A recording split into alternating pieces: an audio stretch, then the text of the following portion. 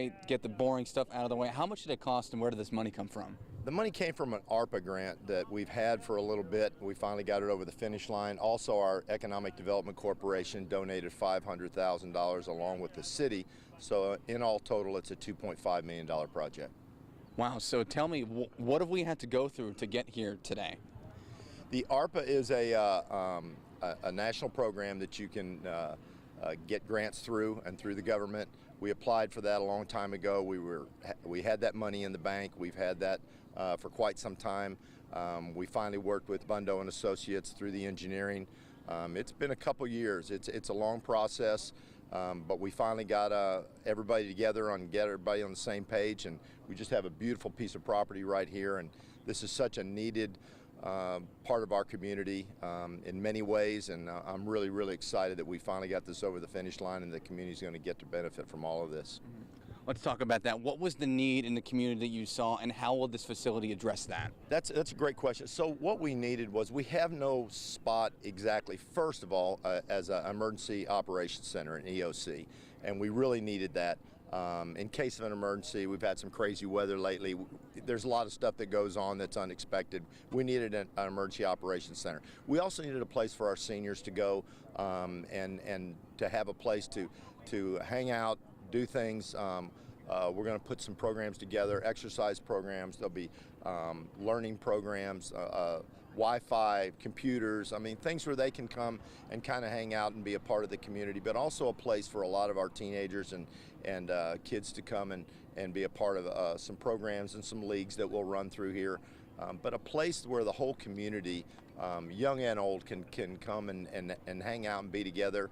We'll have an outdoor space also for family reunions or company picnics or whatever it would be.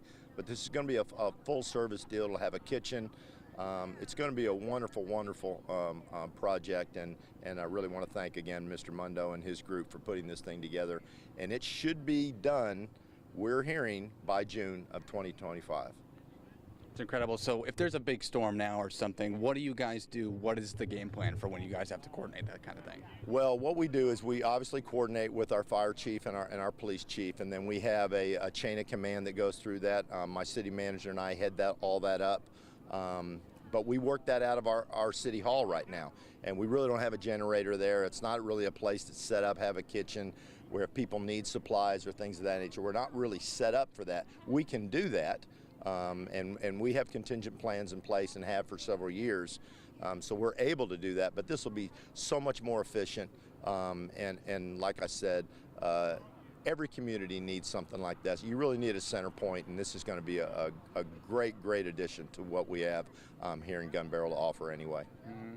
And this community is growing, but it seems that I was looking at the plans over there, and there's a couple of classrooms that are just empty rooms. So you can really do whatever you want with this. Well, you know what we also thought too, with everything changing, especially in the education climate, if you look at universities and stuff, a lot of kids now are not turning to universities just because of the cost. So there's a lot of trades and things of that nature that kids are taking up after high school. We'll be able to run some of that maybe through Trinity Valley Community College. We've contacted them, maybe do some inline and online classes in some of those empty classrooms. And again, that provides a great benefit to our local community and helps build up our workforce.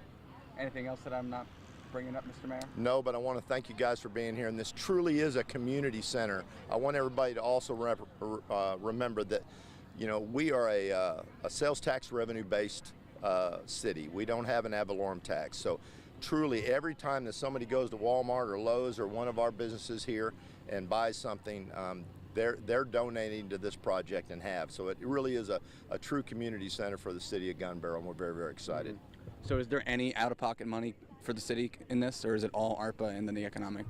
It is all, it's ARPA and $500 for the Economic Development Corporation, which I want to give kudos to that board. They're an incredible group of people helping to build up the city's revenue and tax base. But we also donated through Gun Barrel City. We put in our own $500,000. I think everybody has skins in the game, and that makes it just even that much more exciting.